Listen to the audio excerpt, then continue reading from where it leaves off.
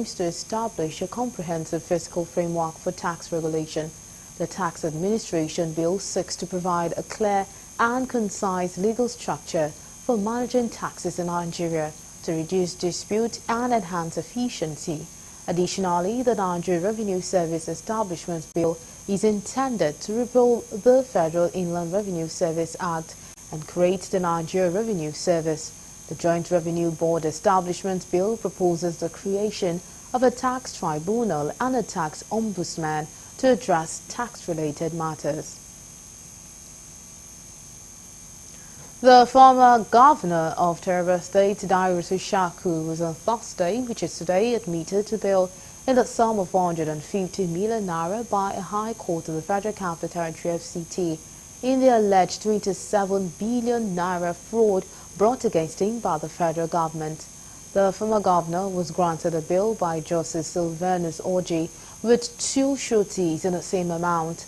However, one of the 2 sureties must be a federal government employee and must be a director. Similarly, the 2 sureties must be residents in the FCT with their house addresses to be verified by the registrar of the court. Besides, Justice Orji barred the former governor and his co-defendant Bello Yero from traveling out of the country except with the permission of the court. The Economic and Financial Crimes Court, EFCC, through its counsel Rotimi Jacob-San, did not oppose the bail request of the former governor. His ground was that EFCC on its own granted him administrative bail and he did not jump the bail. The federal government has introduced a new scholarship program aimed at enhancing the quality of teacher training in Nigeria. The Minister of Education, Professor Tahir Mamman, said the initiative was introduced to equip teachers with necessary skills to perform their duties at the highest professional standards. Correspondent Kulujo completes the story.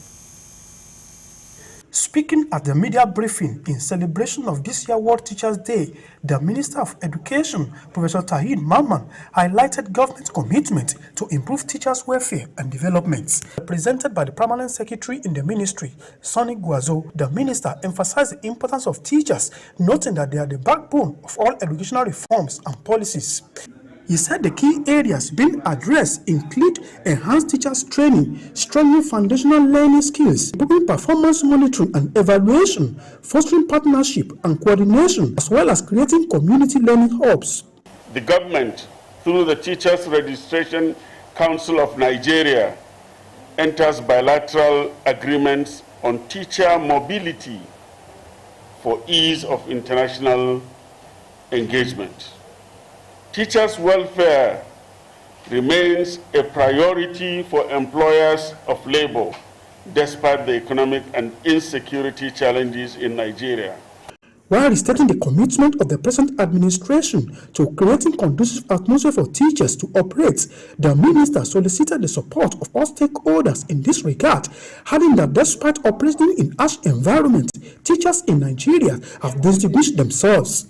On his part, the president of the Nigerian Union of Teachers, Andrew Amba, commended the federal government and the ministry for giving priority attention to the plight of teachers in Nigeria. He declared the support of NUT to the policies of the present administration towards restoring the lost glory in the education sector. There is renewed effort in professionalizing teaching, and that's why not only are we having colleges of education which have already been given approval to do what we call the dual mandate, to teach NCE, to teach degrees, but we have also rolled out a new number of universities to deliver degrees in education. There are specialized universities of education that are coming out, springing up in the country. So this is all part of the effort. Policies of government that will impact positively to the system and even the teaching profession.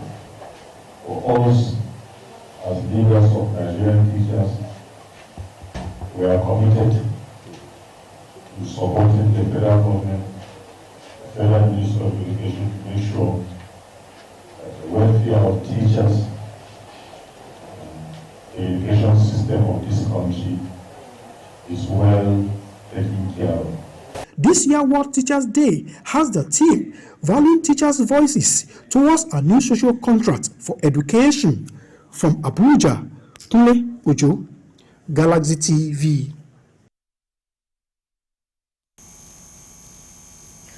Apostle Dr. Emmanuel Kure has advocated for the reorientation of Nigerian universities for the country's positive growth in the right direction.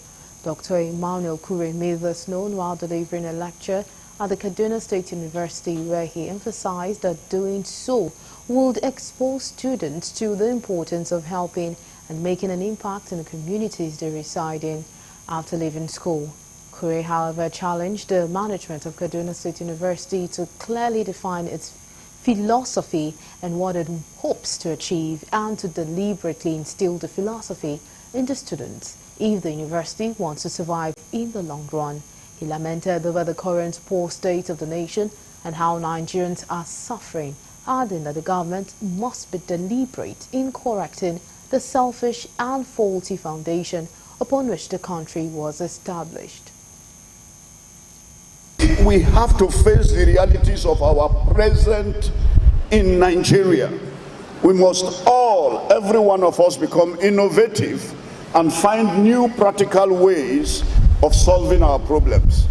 We must not leave it to leadership alone, as they do not have the monopoly of knowledge, but must individually and collectively, with or without leadership, create new positive ways of solving the myriad challenges facing us on every front of life. The title of this lecture, Breaking Frontiers to Repair University Education in Nigeria, is apt, and it's a topic which I believe will be treated justifiably. The government will need to stand back and please hear the cry of the people. Things are terribly bad, and the response of the government so far, I must be sincere with you, has not been encouraging. It's not enough to bring peace to us. Nobody seems to be responding to the problems, to the cries of the people. There is only the reassurance from the president, things will get better, things will get better. That is not what we want to hear. The National Association of Nigerian Students rejected the National Examination Council NECO 50,000 naira fee for reprinting of certificate. It is reported that the new policy was announced in a statement by NECO on September 30th, 2024 by the Registrar of NECO in Mina, Niger State. According to the statement, the 50,000 naira fee for certificate reprint is subjected to periodic review and the reprint request, and will only be approved within 1 year of the original certificate issuance. Reacting to the new fee, Nance Clerk of the Senate, Abdul-Yakini Udunayo, in a statement described the decision as outrageous and a commercialization of education. He explained that the fee is an unacceptable burden on students coming at a time when many are struggling to make ends meet. He stressed that economic hardship is taking a toll on Nigerian students, adding that the new policy by NECO gives room to doubt its commitment to education.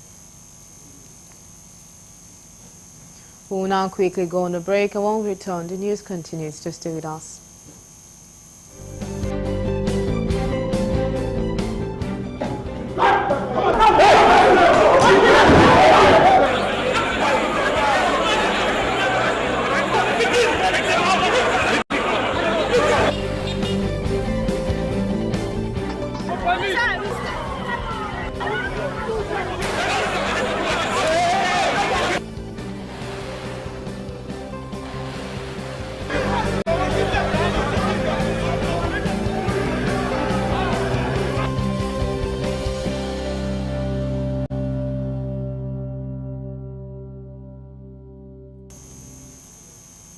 We're glad to have you back. Now, for more updates and latest news, please visit our website www.galaxytvonline.com.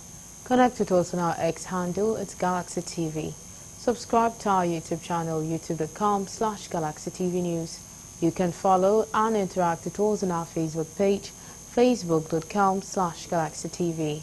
Remember to follow and tag us on our Instagram page at Galaxy TV. Our social media platforms are user-friendly and can always accommodate your live updates and comments, as you can easily scan our IG QR code. Nurses at the Ogun State Hospital Ijaya, Abeokuta on Thursday protested the alleged assault of a final year student nurse by a consultant orthopedic surgeon, Dr. Adekunle Nuruddin. At a peaceful demonstration held within the premises of the hospital, the leadership of the nurses' body demands justice. Correspondent John Felix completes the story.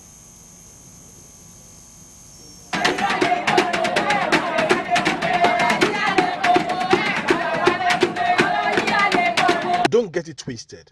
These are nurses who defied the rain, chanting various solidarity songs in support of one of theirs within the hospital premises. These nurses alleged that on September 24th, Dr. Nuruddin, a staff with the hospital, reportedly slapped the student nurse at the theatre, and despite attempts to seek reparation from the government, no positive outcome was gotten. The protesting nurses, led by the state chairman of National Association of Nigerian Nurses and Midwives, Comrade Adejoke Bello, said the demonstration is to register their grievances and displeasure over the unethical practice of the consultant orthopedic surgeon. And we have written since Monday, given the authority 48 hours to address the issue on ground. It is injustice to nurses. And we will never condone that. It is our final year students today, tomorrow it might be me. And that is why we are frowning against it. We want justice. And the PSR frown against bullying at work. This is physical assault, which is punishable under the law. A misconduct. Which is punishable under the PSR. That is public service rule. We have rule that is guiding us as civil servants in the country. So cannot just say you are coming down to bully nurses. Enough of bullying. And Mr. CFD, sir, we are given this institution just 4 hours. Doctors alone cannot function when the nurses are not on.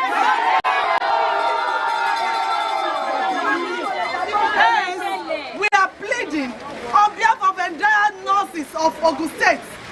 Basically, State Hospital Ijaye, federal institutions in Ogun State, the local government nurses in Ogun State. We are demanding for justice. Justice must be done. Because our motto says, injury to one. Addressing the protesters, the medical director, State Hospital Ijaye, said the government is aware of the situation and already taking steps to address the incident. This is dated 30th, Monday. Tuesday was a public holiday. Yesterday I got this. And the commissioner is aware, the two permanent secretaries are aware. So that is to tell you that the management is already looking into it officially. And we've decided, based on this letter, and the board is aware.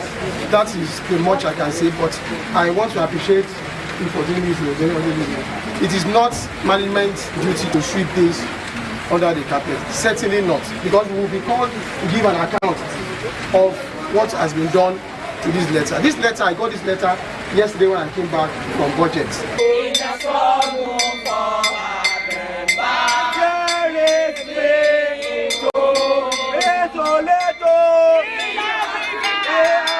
With bated breath, nurses will be on the lookout for the next line of action from government.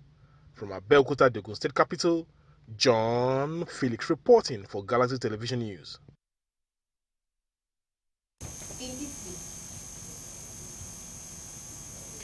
A Lagos State High Court in Ikeja has sentenced an Okada rider, Monday Olukunle, known as Seaman, to 7 years imprisonment for his involvement in gang raping a 16-year-old at an uncompleted building.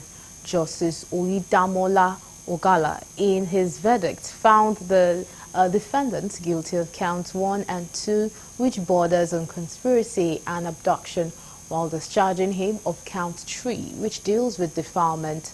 According to the 3 count charges preferred against the convict, the police alleged that Monday, also known as Seaman, and another who is now at large on September 30th, 2022, area in Ikotun area in Ikeja Judicial Division conspired to abduct the survivor to an uncompleted building to gang rape her.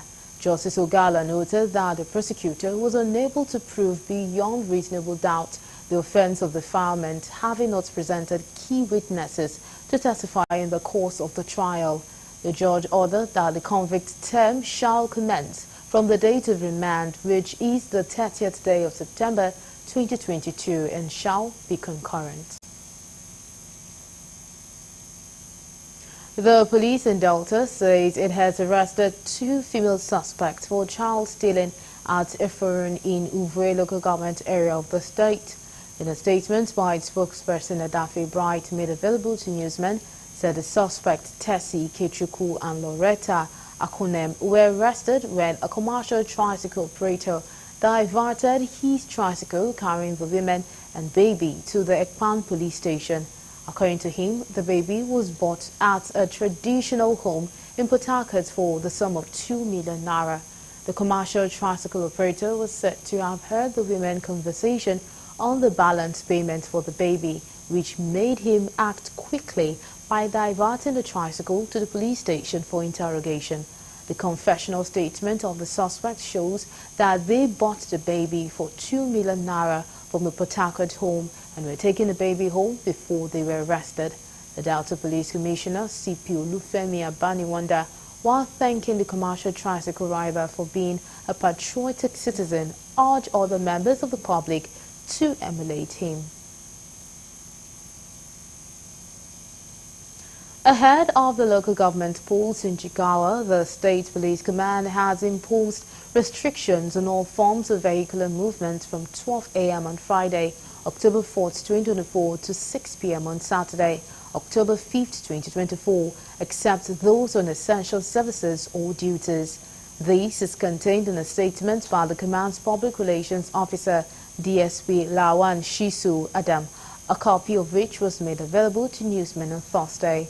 According to the statement, only vehicles on essential duties or services such as the JISIEC officials, election observers, ambulances for medical emergencies and firefighters, among others, are exempted from the restriction imposed on vehicular movement.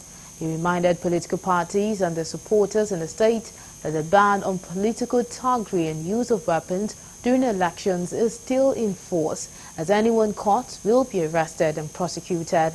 The political parties and their followers intending to use weapons and any kind of its kind are advised to refrain from such and strictly adhere to and abide by the rules and regulations governing the electoral process.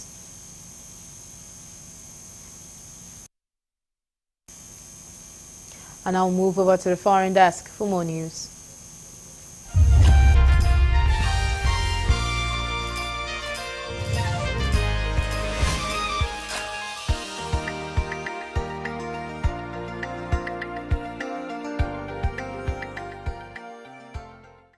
This is news from the international scene.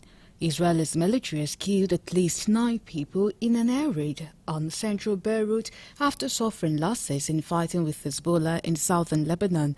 The attack on Lebanon's capital occurred overnight, hitting a building in the residential district of Bashura, not far from the parliament.